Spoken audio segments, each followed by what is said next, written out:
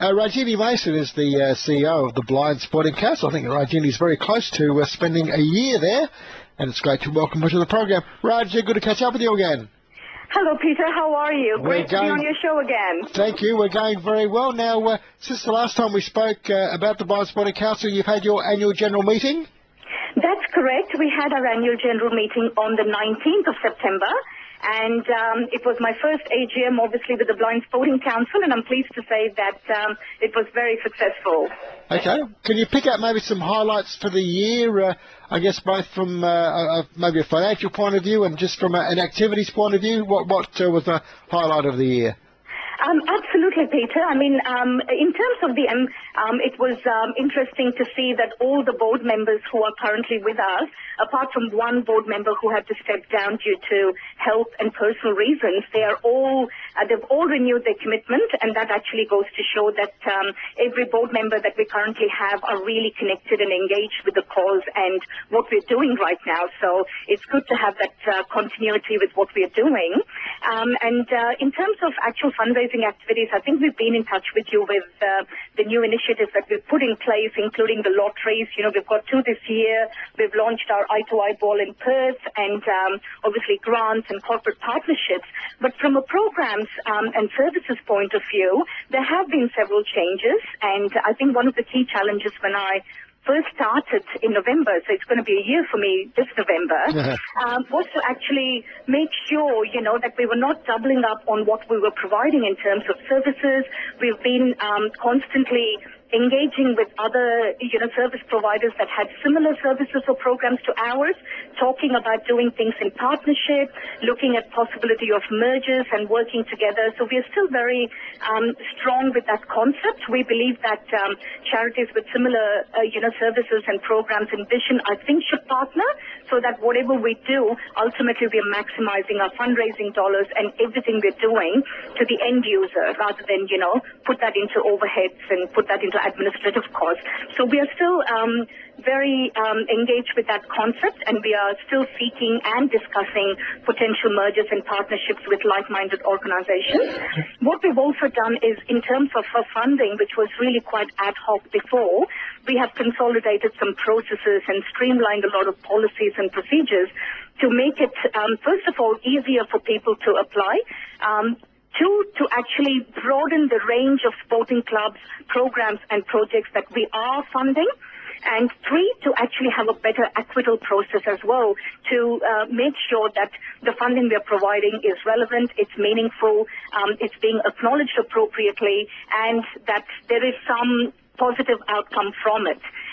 So what we've done is now we have put these funding rounds as 2 per year. So we've got one funding round in April for outcomes in May, June, and we've got funding rounds in September for outcomes in November, December. And that's proven really successful because people have deadlines that they have to adhere to. It gives them time to put some thought into their applications and prioritize what projects they need funding for. So from a programs perspective, I think that's really worked very well for us this time. And not to mention things like volunteer engagement processes, consolidating our relationships with organizations like Volunteering SA and, you know, corporates for communities, organizations like that, which we obviously hope to benefit from and work with long-term. Universities, you know, students who've been engaged in doing some programs and projects for us, because an organization like ours with limited resources, obviously we are heavily reliant on, you know, both physical, human and financial resources from other sources. So part of that has been identifying and building those relationships through the year. And I must admit, we are happy with where we are going, but of course we've got a long way to go yet. Well, you've been there 12 months and it hasn't that flown, and you've not let the grass grow under your feet, have you?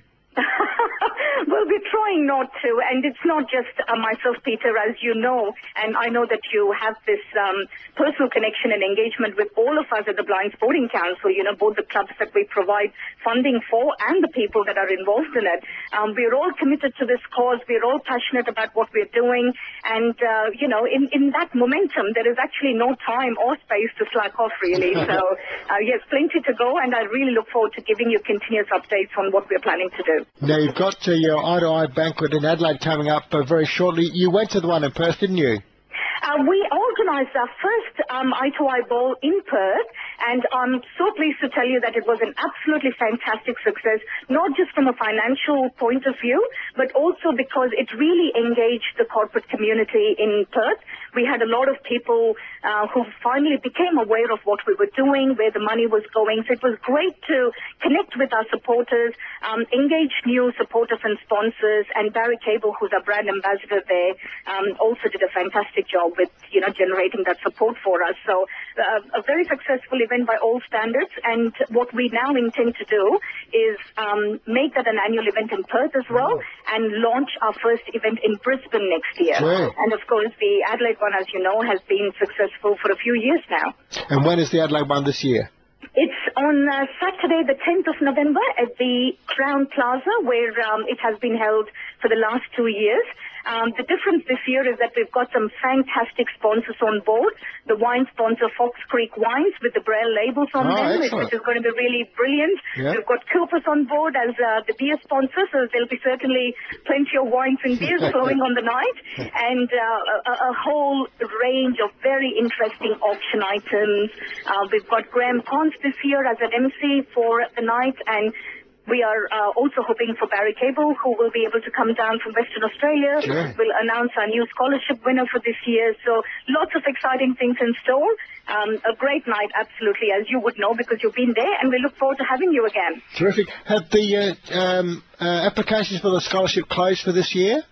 Applications, yes, they did close, and the successful winner has also been nominated and been contacted. So we will be flying the winner down to Adelaide to receive the cheque and obviously the certificate on the night.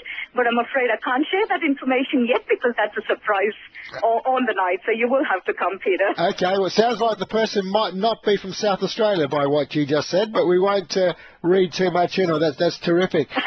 And, I gave it away, didn't I? I trust you to pick that up. And the website, Raj, you've been working on that and very keen for feedback?